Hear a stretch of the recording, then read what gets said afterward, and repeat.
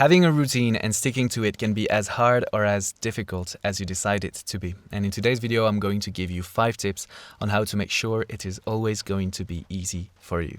All right, let's start with number 1. You are on a routine right now. You do not start a routine. You do not get into a routine. You are in a routine right now, and all you can do is improve it. Right now, you may be in a routine of having bad habits. You can also be in a routine of not having a routine. But if you have this mindset, it's always going to be easier to change your routine and adapt it, because the only bad thing you can do is give up, is to not repeat it day after day. If you think you are not on a routine and that you need to start one, you will procrastinate on it. You will push it back. You will find excuses. You will wait until next Monday. And this is a recipe for failure. Now, the second tip, and all the tips in this video, they build up on the previous ones. The second one is progressive overload. If you go to the gym, you already know what that is. It's about slowly increasing the difficulty of something. But you don't want to be slow. You don't want to be soft. You still want to do big changes overnight. And this is why we need to prioritize what we gradually incorporate into our routine. You want to start with the most life-changing habits, the most lifestyle transforming things you can do. I'll give you an example. Let's say you have a very unhealthy lifestyle. You wake up late, you stay in bed, you scroll on social media, you watch videos for little monkeys, you play video games until very late at night, you don't eat well, you don't drink water, and you have poor sleep. Now, you won't go from that to a perfectly healthy lifestyle overnight, right? If you incorporate too many things at once, you will just burn yourself out.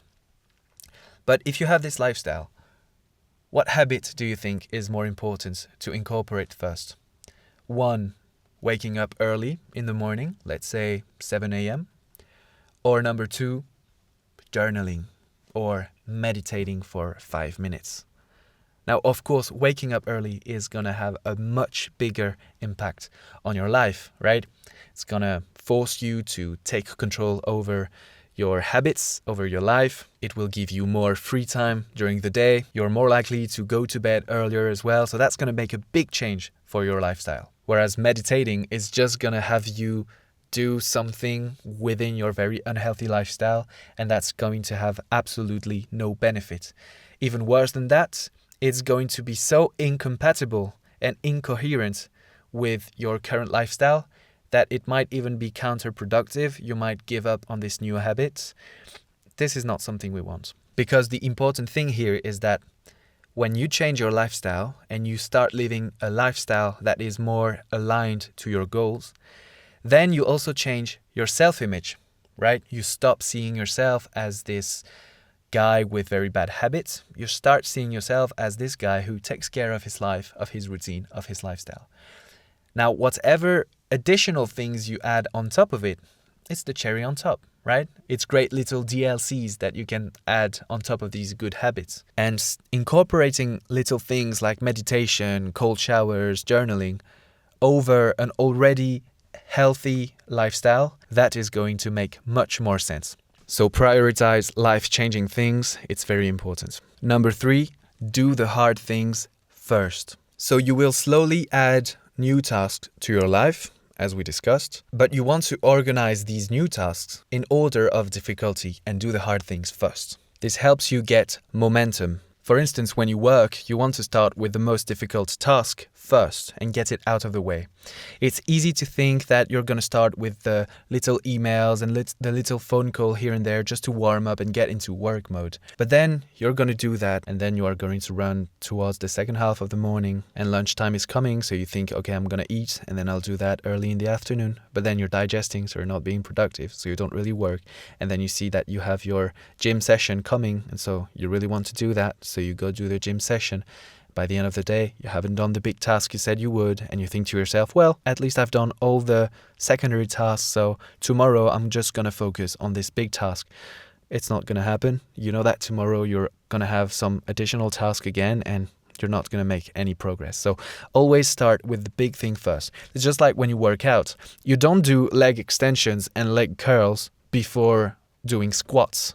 That would be stupid. You're destroying your legs before doing the exercise that requires the most strength and putting 100 kg on your back. No, of course, you start with the very hard things and then you finish yourself off with some more focused, more specialized things. Do the same thing with the elements you have in your routine. Start by the hardest thing, finish by the easiest thing or the most enjoyable things. That way you will make progress. By finishing with the easy things, you have a lot of small wins towards the end of a certain session or towards the end of the day. So it gets you into a winning mindset. It makes you remember the thing as being easy and not hard because you finished on the easy thing. And this is also very important for the next tip. Because number 4, you are not a robot. You should not see your routine as needing a perfect streak. The only streak I allow is on Duolingo. I'm 262 right now.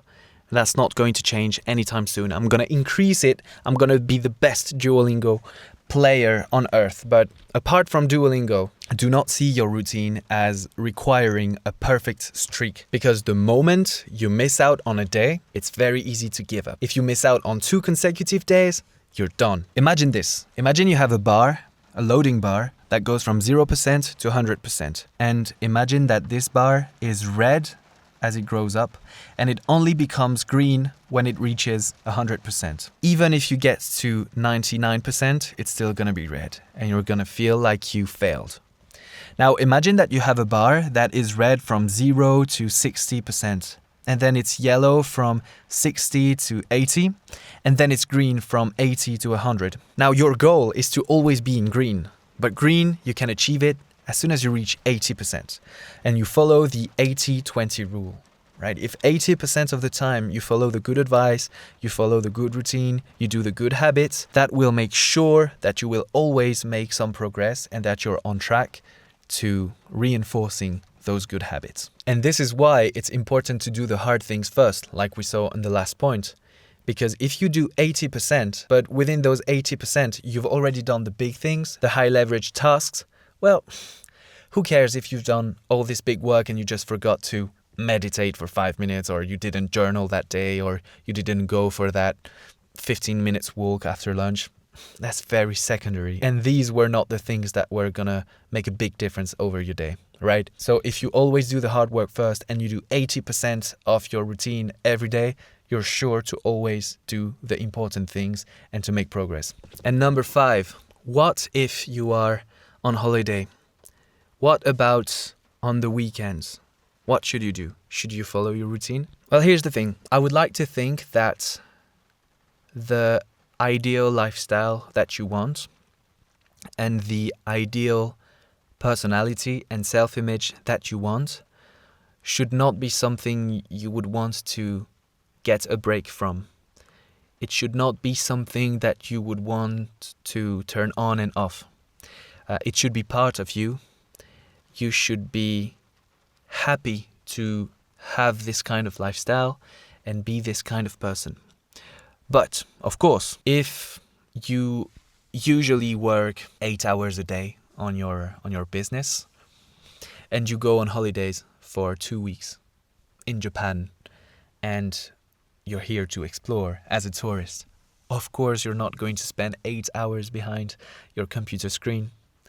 Of course, if you work out every day and you go to the gym and you run and you do all these things, of course, when you're on holiday, maybe you won't have access to a gym. I want you to think about the ideal version of yourself and what this ideal person does in these moments. Because if you see yourself as like an business person, someone that likes to work, you will like the idea of maybe on holiday waking up 1 hour and a half before your girlfriend and going down to the hotel lobby, have a coffee and just do a bit of work on your computer so you keep in touch with your clients, so you keep pushing needles, so you feel slightly productive, so you don't feel like you completely quit for 2 weeks straight, and then you can move on to the rest of your day and enjoy your holiday. I also think that if you are quite athletic, you like to think of yourself as the person that always travels with a pair of running shoes so that wherever you go, you can at least go for a jog. You can fit a short workout in between activities. If you're on a weekend at your parents' house, for instance, you can just go for a run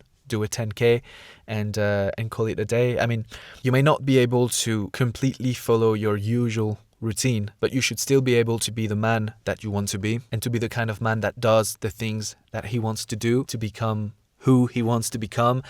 I think you get my point. Of course, if you're on holiday, you can eat ice cream and don't exercise every day and not spend 8 hours working behind your computer. But that doesn't mean that you need to completely ruin your diet, because in the end, the best routines are the routines that we can follow even on the hardest day, even when we change our environment, because they should be part of us and we want to be able to be ourselves wherever we go, to be aligned to our goals and to be the kind of person that is true to himself, even on the weekends, even on the evenings, even on holidays. You will take pride into being consistent, seeing yourself becoming the man that you want to become, and realizing that your routine is your favorite part of your life.